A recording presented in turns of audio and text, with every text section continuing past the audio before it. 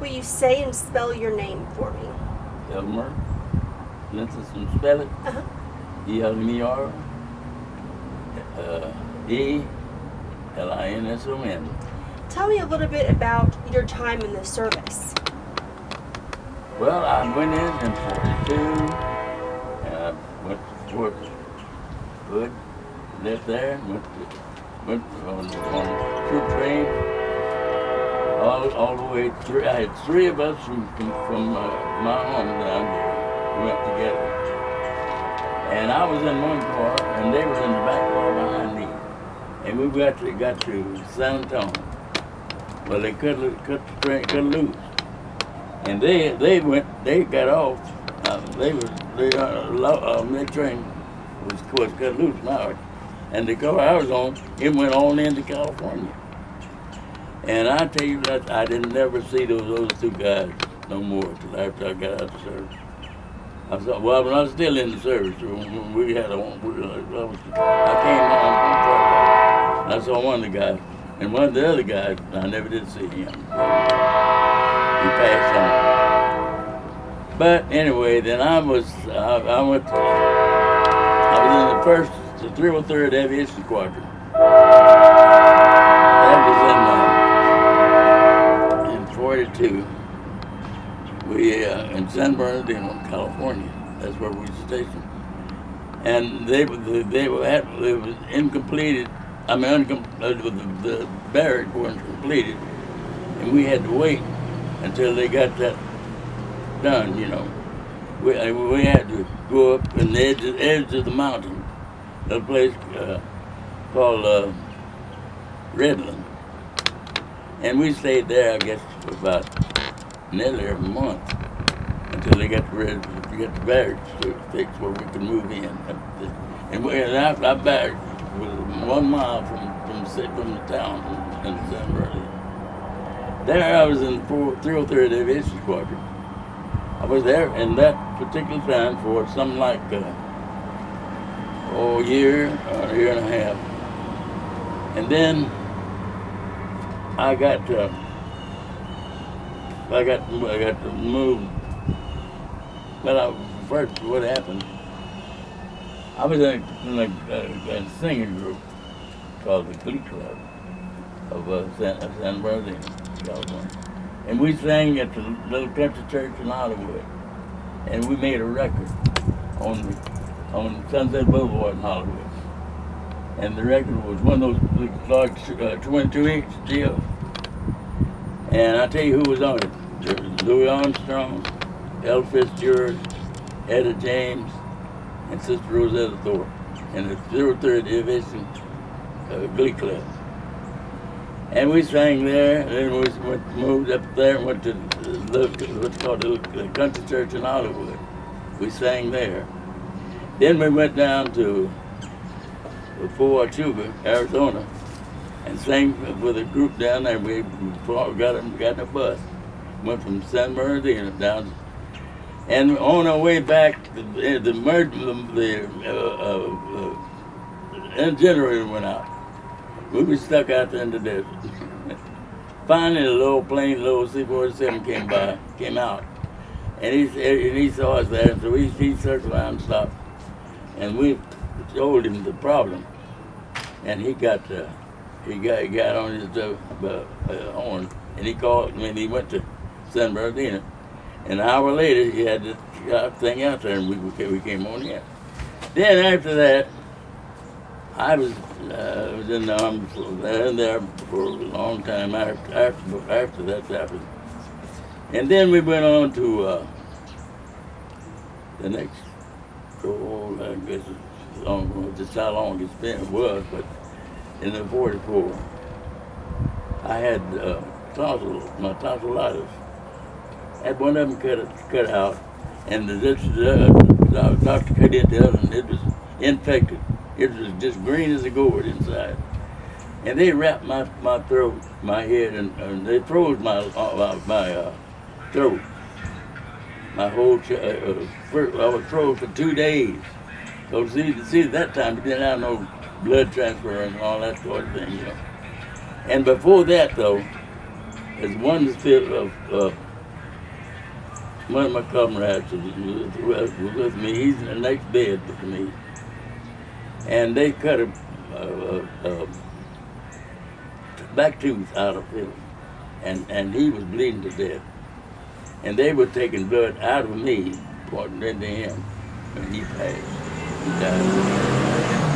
And that was a funny feeling when you giving your blood to someone and they pass away, you know.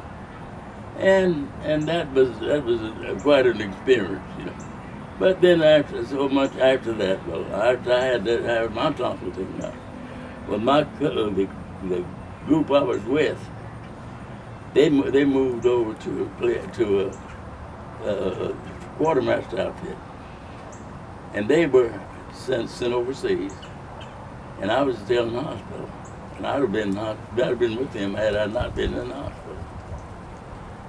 And they went on, and about 2 months later, or a month and a half later, we got the news that their ship was hit, and they were blown off. After they got that company was hit and blown off Burma Road in India. 90% of them got killed. And I tell you, I was hurt for like the whole year. Because we just like brothers, you know, been together since 42. But anyway, they were all killed. But I mean, 90% of them got killed. Now, after I got out of the hospital, I was transferred to go to Florida, combat engineer training.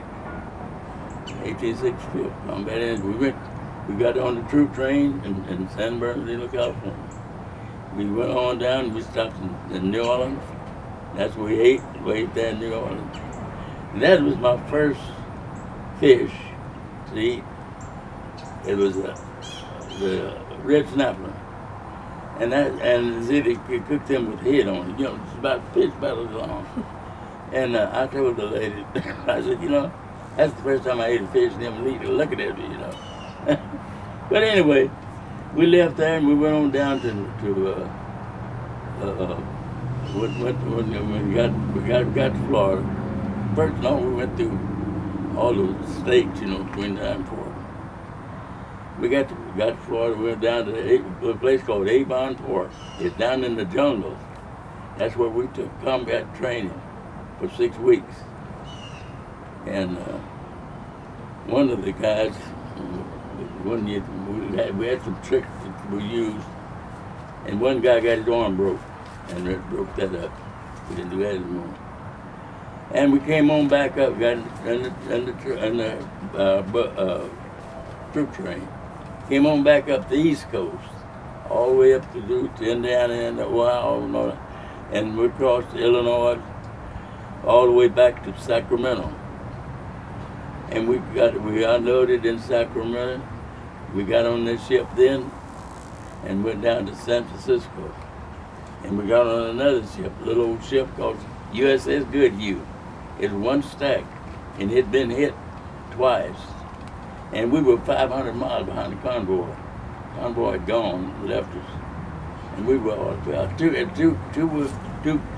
companies, two battalions, 1865 and 1866. I was in 1865, and I was in A Company A, first battalion. But anyway, we went on, we finally got to where we were going. And when we went through the Marshall and Marana Islands, that's when we crossed the equator. And we went to bed Friday night and got up Friday morning. When you cross the equator, that's when you change. I mean, the days change, you know. Then we went on. We found that the Marines had Manila secured. We got in. We came out, got off the ship, got on that, and we had to go inland for about, I guess, a mile and a half towards the front. There were soldiers, our soldiers.